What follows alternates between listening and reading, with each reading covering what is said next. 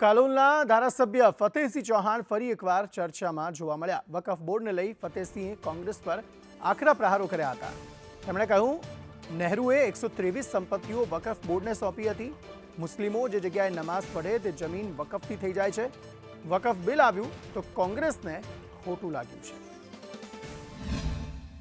વકફ બોર્ડનું બિલ આવ્યું, કોને કોને ચચરી तो ये मात्र कांग्रेस, कारण के कांग्रेस નું કલ્ચર એ મુસ્લિમ છે। એને ક્યારે હિન્દુઓને માટે ક્યારે પણ એક શબ્દ બોલ્યા નથી।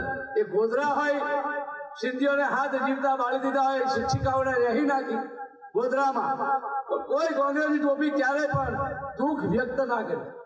નહેરુની એક ચાલ હતી। નહેરુ એ વખતે એના પોતાની સત્તા હતી ત્યારે 123 સંપત્તિઓ આ વકફ બોર્ડને આપી દીધી।